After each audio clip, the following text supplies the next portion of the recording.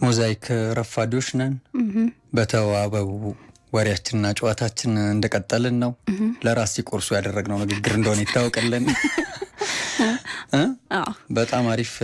ቤተሰቦቻችን ደግሞ በተለያየ ቦታ ያላችሁ ሀሳብ ይኖራችኋል፣ ስሜት ይኖራችኋል፣ እውነቶች ይኖራችኋል። ስለዚህ እነዛን ጉዳዮች ማካፈል ስትፈልጉ ስልካችንን እናስታውሳችሁ 0115525484 ወይ 85 ላይ ለታሪክ የላውጋችሁ ደግሞ አሁን ለምንነግራችሁ አይነት ታሪኮች መላ የምትፈልጉ መውጫው መንገድ የታል ብላችሁ የምትጠይቁ ደግሞ ካላችሁ 0991 ላይ 979797 በጣም ቀላል ስልክ ነው።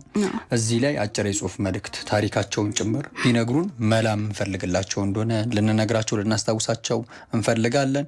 ፕሮግራማችን ላይም ኤፍኤም አዲስ 97.1 ላይም ደግሞ አስተያየት ይኖራቸዋል። ሁሉ ጉዳይ ላይ፣ ዜናው ላይ፣ ፕሮግራሙ ላይ፣ ሙዚቃው ላይ፣ እያንዳንዱ የምንሰራው ጉዳይ ላይ ባለቤት ስለሆኑ እነሱ 801 ላይ በተመቻችሁ ቋንቋ ተመቻችሁ፣ ከፈለጋችሁ በኢስፓኒኛ፣ ከፈለጋችሁ በአማርኛ፣ ከፈለጋችሁ በእንግሊዝኛ በተመቻችሁ አጭር የጽሁፍ መልእክት ላኩልን፣ እናነበዋለን። ሀሳባችሁን ደግሞ ከልብ አድምጠን መስተካከል ያለበትን ነገር እናርማለን፣ ማደግ ያለበትን ነገር እናሳድጋለን ማለት ነው።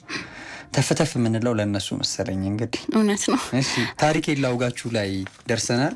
በጣም ልብ የሚነካ በቃ ልብ ትር የሚያደርግ ታሪክ ነው ደግሞ ዛሬ የመጣው። አልከበደኝም፣ ደስ ነው ያለኝ። ሌላ ቀን ጭንቅ ነው የሚለኝ። ወየጉድ ሀገር ወሬ ነው የምለው፣ ወየጉድ ሀገር ታሪክ ነው የምለው። ዛሬ እንደዛ አይደለም የተሰማኝ፣ ደስ ነው ያለኝ። እስቲ ታሪኩን ለእኔም ለቤተሰቦቻችንም አካፊ ነክሱሚና። ሌላ ጊዜ ስናቀርብ ምናልባት ከሺህ አንድ የሚገጥመው አይነት በጣም ግራ የገባው የማይገጥም አይነት ነገር ነው የምናደምጥ የነበረው። ይሄኛው ደግሞ ምናልባት እርግጠኛ ባልሆንም ጥናት ባይኖረኝም ግን ብዙ ሰው የሚገጥመው ይመስለኛል። እውነት በስሜ ይመስለኛል። ለምን እንደሆነ በኋላ እናገራለሁ።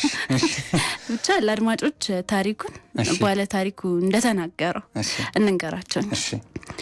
ሳሎን ውስጥ ተቀምጬ መጽሐፍ የማነብ መስላለሁ እንጂ አይኖቼ ኩሽና ውስጥ በሚመላለሰው የሰላም ጥላ ላይ ተሰክለዋል ይላል። የሻይ ብርጭቆ ይዛ ወደ እኔ ስትመጣ የልቤ ምት ይጨምራል። ሰላም ወደ ቤታችን ከመጣች 1 ዓመት አልፏታል። መጀመሪያ አካባቢ ለእኔ ሰላም ማለት ልብሳችንን የምታጠብ፣ ምግባችንን የምታበስልና ቤታችንን የምታጸዳ ሰራተኛ ብቻ ነበረች። ዛሬ ግን ሰላም ለእኔ የህይወቴ ትርጉም ሆናለች። ይሄ ፍቅር እንዴት እንደተጀመረ በትክክል አላቅም። ምናልባት ካላንዳች ማጉረምረም የምታሳየው ትህትና ወይም ደግሞ ማንም ትኩረት የማይሰጣቸውን ትናንሽ ነገሮች የምታስተውልበት ጥበብ አይሆን አላቅም ይላል። ብቻ ግን አንድ ቀን ማታ የወደደ ሰው እኮ አላቅም ነው የሚለው። ብቻ ግን አንድ ቀን ማታ ለብቻችን ስናወራ አይን ላይን ተገጣጠምን። በዚያች ቅጽበት ውስጥ 1000 ቃላት ተነገሩ። ከዚያ ቀን ጀምሮ በቤታችን ውስጥ 2 አይነት ኑሮ መኖር ጀመርን ይላል አድማጫችን። አንዱ ለቤተሰቦች የሚታየው የአሰሪና ሰራተኛ የሚለው ድራማ ሲሆን፣ ሁለተኛው ደግሞ ማንም በማያው ሰዓት በስርቆት የምንለዋወጠው ጥልቅ ፍቅርና መተሳሰብ ነው። አሁን ግን ይህን መደበቅ ሰልችቶኛል። ቤተሰቦቼ ሰላምን ይወዷታል፣ ግን ውዴታቸው ጥሩ ሰራተኛ ናት በሚል ሚዛን ላይ ብቻ የተሰቀለ ነው። እናቴ ለቤተሰባችን ስምና ለማህበራዊ ደረጃችን ያላት ጥንቃቄ፣ አባቴ ደግሞ የከሌ ልጅ ከሚለው ክብር ካባ ጋር ያላቸው ቁርኝት ትልቅ እንቅፋት እንደሚሆንብኝ ያውቃለሁ። ሰላምን አፈቅራታለሁ፣ ላገባትም ፈልጋለሁ ብዬ ስናገር የሚፈጠረው ማዕበል ሳስበው በጭንቀት እዋጣለሁ ብሏል ባለ ታሪካችን። እባክህ ለጊዜው ለማንም እንዳትናገር ብለዋለች። እሷ ደግሞ እኔ ስራዬን አጥቼ ወደ መንገድ እወጣለሁ፣ አንተም ከቤተሰቦቹ ጋር ትጣላለህ ትለኛለች። አይኖቿ በእንባ ተሞልተው እሷን ማጣት አልፈልግም፣ ቤተሰቦቼን ማሳዘንና ማስደንገጥም አልሻም። ነገር ግን ፍቅሬን እንደ ወንጀል እየደበኩ መቀጠል አቅቶኛል። በአንድ በኩል የልቤ ደስታ፣ በሌላ በኩል ደግሞ የቤተሰቤ ክብርና የማህበረሰቡ አይን። በዚህ የሁለት ዓለም ድንበር ላይ ቆሜ መውጫውን አጥቻለሁ ይላል ባለ ታሪካችን። እና አሪፋር እንኳን ፍንቃ ገባለት። አልቻልኩም ፍቅርሽን አልቻልኩም ነው።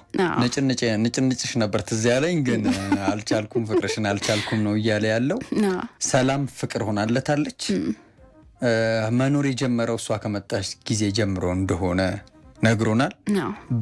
በሻይ ውስጥ ነው ፍቅር የተያዘዋ አይደል? ሻይ ነው ለመጀመሪያ ጊዜ የሰጠችውና እንዳያት ነው የወደዳት። ደስ የሚል ታሪክ መሰለኝ። እንዴ ግጠማ ምን ችግር አለው? ሰው ለፍቅሩና ለልቦ ነው ካልገጠመ ለማን ሊገጥም ነው? አዎ ግን ሌላኛውም ከባድ ነው ማለት እንደ ሲደርስብህ እንደ ቀላል የምታየው አይመስለኝም። ኧረ አልተናገርንም እንጂ ያልደረሰብን የለም እኮ አይደለም ማለት ደርሶብህ ጥሩ እኮ ነው፣ ስሜቱ ጥሩ ነው። ግን አንድ እርምጃ መሻገር ስትፈልግ የሚያውቁት ሰዎችን እና እንዴት ሲቀበሉታል የሚለውን ስታስብ ደግሞ ጭንቅ አለው የምር። ምን ይለናል ብለን ደግሞ ማውጋት አለብን። እኔ ደስ ስላለኝ ጥሩ ነገሩን ብቻ ነው እያሰብክ ያለው። እሺ ማን ነው የሚመጡት ባለሙያችን? እንግዲህ የክሊኒካል ሳይኮሎጂስት የሆኑት አቶ አለባቸው ጎላ አባተ ናቸው። ስለዚህ ባለሙያ ጋለና ጤና ይስጥልን። አሁን ይስተደል ሰላም ነው። እንኳን ደህና መጡ። እንኳን ደህና ቆያችሁ። መላን ሲያደርጉት ምን ተሰማዎት? እውነት ይህን ታሪክ ስሰማው ብዙ እንደዚህ አይነት ገጠመኞችን ማውቃቸው ስላሉ እንደዚህ አይነት ኬዞች ብዙ ጊዜ ስለሚያጋጥሙኝ እንደ ሰው በጣም ደስ የሚል እንትን አለው። ደስ የሚል ስሜት ነው የሚኖረው። የሰው ልጅ ወደዚህ ዓለም ሲመጣ ማንነቱ እንትኑ ምናምን የምንለው በኋላ የመጣ የሶሻል ሲስተም ላይ የተቀበልነው ወይ ያገኘነው ነገር ነው እንጂ ሁሉንም ተመሳሳይ የሚያደርገው ሰው የሚለው ነገር እንደሆነ ያየበትና ትክክለኛ የፍቅር መገለጫ ሊሆን የሚገባው አንኮንዲሽናል ብለን የምንቀበለው አይነት ነው። በጣም ደስ የሚል ታሪክ ነው ያካፈላችሁኝ። እኔ ደራሴ በጣም የወደድኩት ታሪክ ነው። ግን የሚያሳስበው የባለ ታሪካችን የቀዳሚው ጥያቄ ከመላመድ የመጣ ስሜት ነው ወይስ እውነተኛ ፍቅር ነው? በምን ማረጋገጥ እችላለሁ ይላል። ፍቅርን እንዴት ነው ሰው ማረጋገጥ የምንችለው? ትክክለኛ ነው አይደለም የሚለው የስሜት ትክክለኝነት፣ አንደኛ የስሜት ትክክለኝነት መገምገም የምንላቸው ነገሮች አሉ። አውቶስቲ ኦፍ ኢሞሽን የምንላቸው ነገሮች አሉ። አንደኛ የእኩልነት እይታ፣ ሁለተኛው ደግሞ ከሁኔታዎች ውጭ ያለውን ምን ኮንቴክስት መረዳት መቻል፣ የረዥም ጊዜ ራዕይ የምንላቸው ነገሮች ፍቅር ይዞኛል ኦር አልያዘኝ ብለህ ልትረዳቸው ወይም ሊያውቃቸው የሚገባ ነገሮች፣ እነዚህ ሶስቱን በተለይ ልንረዳ ይገባል። የእኩልነት እይታ ስንል ልጅቷን በማዘን ወይ ደግሞ ያለውን ነገር እንትን በማለት ከሆነ ትንሽ ልንል እንችላለን። ግን ትክክለኛ ፍቅር ብሎ የሚያስባት ከሆነ ትክክለኛ አስተሳሰቧን፣ ባህሪዋን እቺ ልጅ ከኔ ጋር አብራ ትሄዳለች፣ እኩል ነገሮችን እኩል አብረን ማድረግ እንችላለን ብሎ እንትን የሚያስባት ከሆነ ትክክለኛ ፍቅር ነው ብለን ልንረዳው እንችላለን። ግን እንደዚህ የሆነ በጣም ስራ የሚበዛበት ወር ደግሞ የሆነ ነገር ሲሆን ማንም ሰው እንደ ሰው ልታዝን ትችላለህ። ከሀዘን ከሌላ የመነጨ ካልሆነ እነዚህ ጥያቄዎች የሚፈታ ከሆነ አንደኛው የእኩልነት እይታ የሚለውን ይህን በደንብ ሊያይልን ይችላል። ሌላኛው ደግሞ ከሁኔታዎች ውጭ እሷን ማየት፣ ሰላም ከዚህ ቤት ማሰራ ብትሆን ኖሮ ሌላ ቦታ ባገኛት ኖሮ እቺ ልጅ ወዳት ነበር ወይ አፈቅራት ነበር ወይስ ከዚህ ስለሆነች ብቻ ነው የሚለውን ነገር በጥሩ ስልናዋን እንደሆነ መረዳት መቻል አለበት። እና ደግሞ ይሄ ፊውቸር የሚለውን ነገር ሎንግ ተርም ቪዥን የሚለውን ከሷ ጋር ወደፊት ትኖር ነገሮችን አብረን ማድረግ እንችላለን፣ አብረን ተወያይተን መስራት እንችላለን የሚሉትን ነገሮች በደንብ አስቦ እንትን የሚላት እነዚህ የሚመልስ ከሆነ ትክክለኛ ፍቅር ወይም ለወደዳት ወይም እንዳፈቀራት የሚያሳዩ ነጥቦች ናቸው። ለምሳሌ አሁን እሱ ቤተሰቦቹ ያላቸው የማህበረሰብ ደረጃ ማለት ትልቅ ነን፣ ወግ አለን፣ ስርዓት አለን፣ ከፍ ያልነን ብለው የሚያስቡ ናቸውና እንደዚህ አይነት ቤተሰብ ውስጥ ያለ ልጅ ነው። ከዛ አጋዧ ልጅ ደግሞ እሱ ደግሞ የወደዳት ደግሞ ልቡን ትርክክ ያደረገችው ልጅ ደግሞ የምትገኝበት የማህበረሰብ ደረጃ ደግሞ አነስተኛ የሚባል ነው በልማድ። አሁን እንዴት ብሎ ነው ለቤተሰቦቹ ይሄንን ነገር ማሳወቅ የሚችልበት ስልት አለው ወይ መላ አለው ወይ? አዎ እንደዚህ አይነት ነገሮች ቤተሰብ ማይቀበላቸው ነገሮች ያጋጥሙ። አንደኛ ለሱ አሁን ቤተሰቦችን ቀጥታ ቢነግራቸው በጣም ከባድ የሆነ ድንጋጤ ወር ያለውን ከማህበረሰባዊ ከነሱ እንዳፈነገጠ ወይ እንደዚህ አይነት እንትኖች ሊኖሩ ይችላሉ። ግን ቀስ በቀስ በማለማመድ ወይ ደግሞ ግራጁዋል ዲሴንትራይዜሽን በምንለው መንገድ ነገሩን ቀስ አድርጎ ድንገት እንትን ስትል ማንም ሰው ሊደነግጥ ይችላል። ግን ፍሬሚንግ ዘ ናሬቲቭ ምንለው ወይ ደግሞ መሰረቱን መጣል የሚባል ነገር አለ። ከልጅቷ ጋር ያለውን ነገር ስለ እሷ ያለውን በጎ ነገር ብዙ ጊዜ ፋሚሊ ናቸው እናት አባት ወደ እህት ወንድም ሌላም ፋሚሊ ቢሆን በተደጋጋሚ ስለሷ ያለው ከስራ ቤት ታጸዳለች ምናምን ከሚለው ባሻገር ስለሷ ያላትን መልካም ባህሪ ታማኝነቷን፣ አስተዋይነቷን፣ ጨዋነቷን ምናምን እያነሳት ሰው ማለት አንዳንድ ነገሮች ሲነሱ እነዚህ ነገሮች በተደጋጋሚ እነሱም ይህን የእሷን ማንነት እንዲወዱት ያው እንዲህ ታወራለህ፣ ትገናኛለህ። ያው ባህላችን ይታወቃል። በሻዩም በቡናውም በበዓሉም በምንም እንገናኛለን። በጣም እንደሚሉበት ወቅት ላይ ስለ እሷ ያለው መልካም ነገሮች እነሱ እንዲያዩ ለእነሱ በደንብ ማውራት ወር ደግሞ ሌላኛው ደግሞ ሊሆን የሚችለው በግል ቀረቤታ ላለው ለምሳሌ ከእናቱ ጋር በጣም እናቴ ጋር ያለ ቀረቤታ ሚስጥር ወይም የሆነ ነገር የሚሰማ እንዴት የምትነግረው ሰው ሊኖር ይችላል። ከቤተሰቡ መሀል እናት አባት ሊኖርም እንኳ ግን ከሁለቱ የሆነ አንዱን በደንብ ቀርበህ ያለ ሚስጥር የምታወራው ሊሆን ይችላል። ይህን ቀርቦ በደንብ የእሱን እንትን ሊያዳምጠኝ ይችላል ወይ ይሰማኛል ከሚለው ሰው ጋር በደንብ ውቀት ማድረግ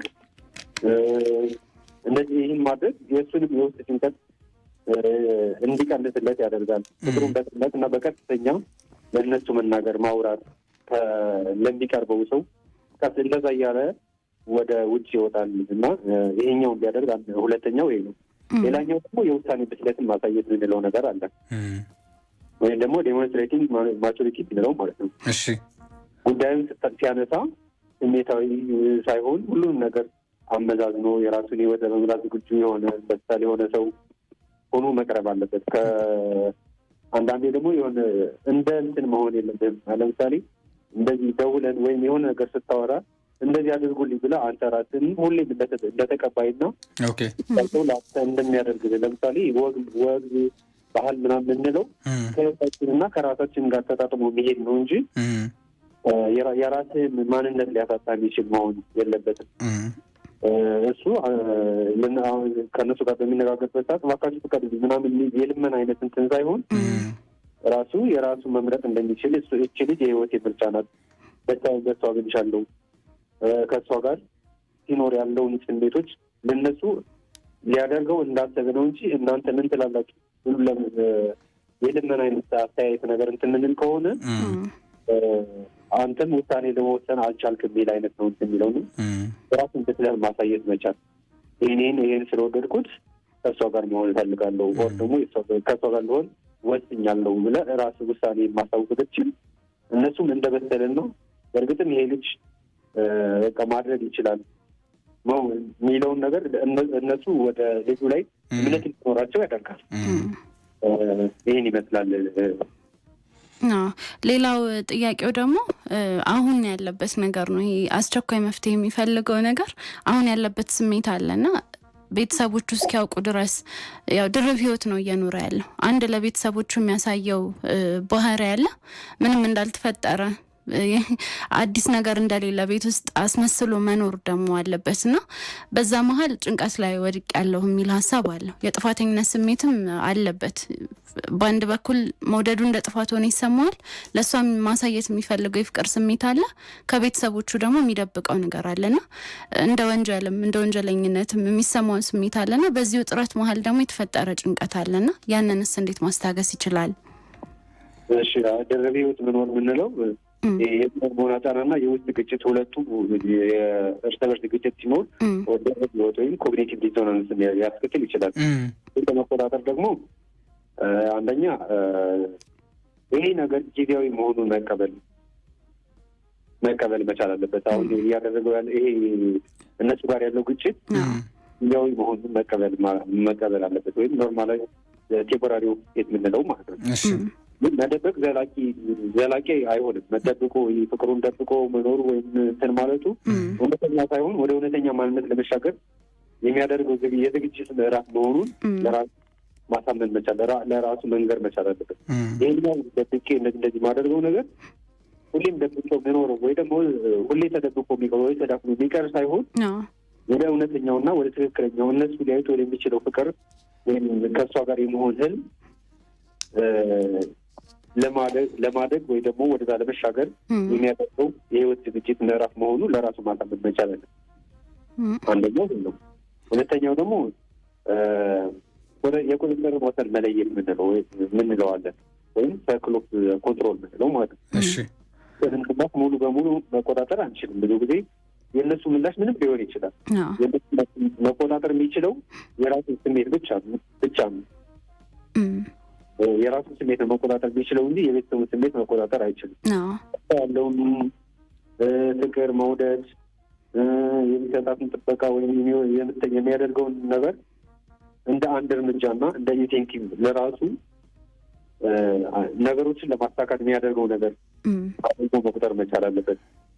ሌላኛው ማስተንፈሻ ወይም ሪሊፍ የምንለው ማለት ነው። አንዳንዴ ነገሮች ብቻችን ይዘን በተቀመጥን ቁጥር ጭንቀታችን ከፍ እያለ ይሄዳል። አንድ ነገር ታፍኖ በቆየ ቁጥር እሳተ ገሞራም እኮ ታፍኖ ሲቆይ ነው እሳተ ገሞራው ነው የሚሄደው። ጭንቀትም ታፍኖ በቆየ ቁጥር ለራሳችን ብዙ ጥሩ አይደለም። ይህ ነገር በጽሁፍ ማውጣት ይችላል፣ በባህል መልክ ማለት ነው። ያለው የሚሰማውን ስሜት በጽሁፍ መልኩ መውጣት ወይም በደንብ የሚያምነው ወይ ደግሞ የራሱ የሆነ ሰው ቅድም ስናወራው እንደነበረው ይህ ነገር ሊሰማኝ ይችላል ወይ ደግሞ የስነ ልቦና ባለሙያዎች ጋር ሄዱ ዲስከስ ማድረግ የምናገረው ወደ ቀጥታ እሱ ባልጠበቀው መንገድ ነገሩ ሄዶ ከእነሱ ጋር እንትን እንዳይልም ነገሩን አፍኖ ይዞት ራሱን ጭንቀቱን ከፍ እያደረገ ወደ ሌላ እንትን ከሚል የስነ ልቦና ባለሙያዎች ጋር ሄዶ ዲስከስ ማድረግ፣ የቅርብ ደግሞ ቀደም ስናወራው እንደነበረው የቅርብ ሰው ካለው ከዛ ጋር ሄዶ ዲስከስ ማድረግ የሚጠብቅ ነው ብሎ የሚያምነው ሰው ካለ እንደዛ ቢያደርግ የተሻለ ይሆናል ብዬ እንደዛ ነው የሚሆን። አሪፍ የነገሩን ሀሳቦች በጣም የተወደዱ ናቸው፣ በጣም ቆንጆ ናቸው፣ እፎይታ ይሰጡታል ብለን እናስባለን። እንደ ማሰሪያ አንደኛው ይመጣብኛል ብሎ የሚያስበው ነገር ወይ እኛን ምረጥ ወይ እሷም የሚል ምርጫ ሊመጣልኝ ይችላል ከቤተሰቦቼ ብሎ ያስባል። እሱን ነገር እንዴት ነው ሚዛኑን ማስጠበቅ የሚችለው? የራሱንም ልብ ሳይጎዳ ፍቅሩንም ሳይጎዳ ቤተሰቦቹንም ሳያጣ እንዴት ነው ሚዛኑን መጠበቅ የሚችለው? ኦኬ ይሄ አሰርቲቭነስ ኤንድ ሬዚሊያንስ የምንለው ነው። ይሄ የውሳኔ ጥንካሬ ወይ ደግሞ ዊሊንግ አሰርቲቭነስ ሬዚሊያንስ የምንለው ማለት ነው። በዛም ውሳኔዎችን ስንወስን በደንብ አስበንበት አገናዘን። በተለይ ደግሞ አሰርቲቭነስ የምንለውን አንዳንዴ አግሬሲቭም ስትሆን ሌላኛውን አካል ታጠቃል። ለምሳሌ የምናገባ አይመለከትም በራሴ የራስ ጉዳይ ብለን ማህበረሰቡን ወር ደግሞ እናት አባት ያሳደገን ማለት አንችል። አንደኛው። ሁለተኛው ደግሞ ፓሲቭ የምንለው ማንም ሰው እነሱ እንደዚህ አደርገሽ እንደዛ አታደርገሽ የሚል ከሆነ ደግሞ ራሱን ይጎዳል። በሁለቱም በፓሲቭን በሁለቱም ስናየው በፓሲቭ በአግሬሲቭ ስናየው ራሱን ይጎዳል። ወር ደግሞ ሊያደርግ የሚችለው አሰርቲቭነት የሚለውን ነገር መጠቀም አለበት። ነገሮችን እነሱ ማስረዳት መቻል፣ ሚዛኑን ጠብቆ እነሱ እንደዚህ ነው ያለውን በትክክል ማስረዳት።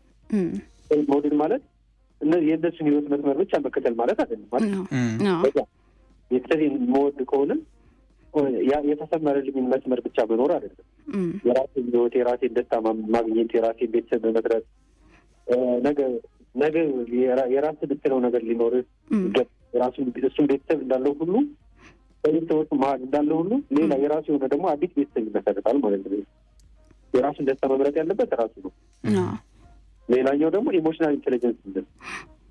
ቤተሰቦቹ ሊቆጡ ወይም ሊያዝኑ ወይም ለምንድን ነው እንደዚህ የሚያደርገው ብለው እንትን ሊሉ ይችላሉ። ቁጣውን ግን በትዕግስት እና ባለመናወጥ ራሱን በማረጋጋት ይህን ጠቅሞ መተንበቅ መረዳት ይጠበቅበታል። ከዛ ጊዜያዊ መፍትሄ መስጠት ወይም መጀመሪያ ላይ ቤተሰቦቹ ክፉኛ ሊደነግጡ ሊያዝኑ ይችላሉ። ግን በውሳኔው ጸንቶ ሲገኝ ከእሷ ጋር ባለው ጊዜ የህይወት ሂደት እውነተኛ ደስታ መሆኗን ሲረዱ ብዙ ወላጆች ውሳኔውን ተቀብለው መልሰው ወደ ልጃቸው መቅረባቸው ምንም ጥርጣሬ የለውም። ግን ያን ነገር የተወሰነ ጊዜ ይፈልጋል። ይሄ ነገር ጊዜያዊ ነው። እነሱ እንደዚህ የሚሉት ነገር ጊዜያዊ ነው። የጊዜ ሀይል የምንለው ዘፓወር ኦፍ ታይም የምንለው አለ። ጊዜ መስጠት፣ ጊዜ ሰጥተነው ያን ነገር አድርጎ ትክክል እኛ ነበር ልንል የነበረው የሚለውን ነገር እነሱ ሲያዩ ቤተሰቦች ስለሆኑ ምንም አይቆጡም። መልሰው ከሱ ጋር መሆናቸው ምንም እንትን ጥያቄ ምልክት ውስጥ የሚገባ አይደለም። ሌላኛው ደግሞ ፍቅር ድብቅነትን ብዙ ጊዜ አይፈልግም። ፍርሃትን ለረጅም ጊዜ መሸከምንም አይፈልግም። ከሷ ጋር ባለው ደስታና የተረጋጋ ፍቅር በመውጣት ፍርሃቱን በትዕግስትና ቁርጠኛ ሆኖ ማሸነፍ የራሴ ህይወት ባለቤት እኔ ነኝ ማለት ሰው የራሳችን ህይወት ባለቤት እኛ ነን። ዳይሬክት በተዘዋዋሪ ሁለተኛ ወይ ሶስተኛ ደረጃ ነው ለሌላ ሰው ሊደርስ የሚችለው እንጂ ቀጥታ ስለሆነ ነገር ሲሆን ያ ነገር ሴት የሚያደርገው እሱ ነው። ሁለተኛው ወደ ፋሚሊ ወይ ወደ ማህበረሰብ ሊያልፍ የሚችለው እንጂ ቀጥታነቱን ምንም እንትን የሚልበት እነሱን ሊያጠቃ ወይ ሊያሸማቀቅ ወይ ደግሞ ሌላ ነገር እንትን የሚችልበት ስለሌለው የራሴ ህይወት ባለቤት ራሴ የሚለውን ነገር በደንብ አስኖ መያዝ መቻልና ውሳኔዎቹን በብልሃት ማድረግ የተሻለ እና ውጤታማ የሆነ ፋሚሊዎቹም እንዲቀበሉት የሚያደርግ ይሆናል። እንግዲህ በጣም በቆንጆ መንገድ ጥሩ ለህይወቱ የሚጠቅመውን ቶሎ የሚወስንበትን መፍትሄ ያገኘው ይመስለኛል። እንግዲህ ባለ ታሪካችን እጅግ በጣም ነው የምናመሰግነው። አለባቸው ጎላ እንግዲህ እርስዎንም ማግኘት ቢፈልግ እንደዚሁም ደግሞ ተመሳሳይ ነገር ቢገጥመው እና ከሱ ማድረግ ከሚችለው በላይ ደግሞ እንግዲህ አሁን ከተነገረው በላይ የከበደ ነገር ቢገጥመው እርስዎን ማግኘት ቢፈልግ በምን ሊያገኙት ይችላል? አድራሻዎትን? አድራሻ አንደኛ ስልክ ኮንታክት ማድረግ ይችላል በዚህ ስልክ። እሺ። ሁለተኛ ደግሞ የካኮቴ ሆስፒታል መጡ ሕክምናውን ማግኘት ይችላል። ከኔ ጋር መገናኘት እንችላለን። እሺ። እጅግ አድርገን ነው የምናመሰግነው ለሰጡን ውብ ለሆኑት ሀሳቦች በጣም እናመሰግናለን። እሺ፣ አመሰግናለሁ።